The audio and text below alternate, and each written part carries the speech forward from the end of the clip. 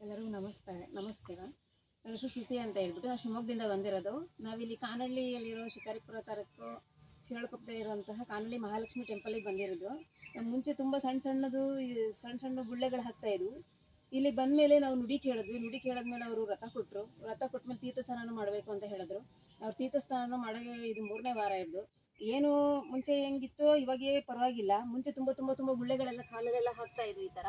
ಇವಾಗ ಅವರು ಹುತ್ತದ ಮಣ್ಣು ಮತ್ತು ತೀರ್ಥ ಸ್ನಾನ ಮಾಡೋಕ್ಕೆ ಹೇಳಿದಾಗಿಂದ ಹಿಡಿದು ನಮಗೇನು ಆ ಥರ ನಾವು ಮಾರ್ಕು ಮಾಡಿದ್ದೀವಿ. ಆ ಥರ ಏನು ಮೇಲೆ ಜಾಸ್ತಿ ಏನು ಹಾಕ್ತಾ ಇಲ್ಲ, ಕಡಿಮೆನೇ ಆಗಿದ್ದಾವೆ.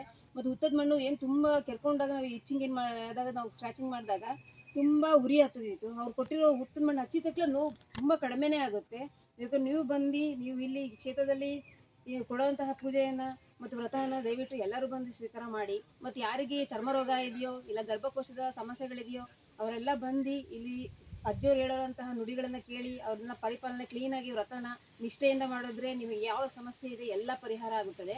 ಮತ್ತು ಇನ್ನು ನಾವೇ ಈಗ ಉದಾಹರಣೆ ತಗೊಂಡ್ರೆ ನಮಗೆ ತುಂಬ ಅಂದರೆ ತುಂಬಗಳು ಗುಳ್ಳೆಗಳಾಗಿದ್ವು, ತುಂಬ ಎಲ್ಲ ಸಮಸ್ಯೆಗಳಿದ್ವು. ಮತ್ತು ಇನ್ನೊಂದೇನೆಂದರೆ ಮನೇಲೂ ತುಂಬ ಸಮಸ್ಯೆ ಇತ್ತು.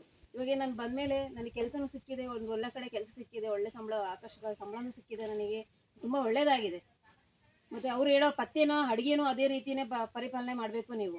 ನೀವು ಇಲ್ಲಿ ಅವ್ರು ಹೇಳಿರ್ತಾರೆ ಮಾಂಸಾಹಾರ ಎಲ್ಲ ಮುಟ್ಟಬಾರ್ದು, ಮತ್ತು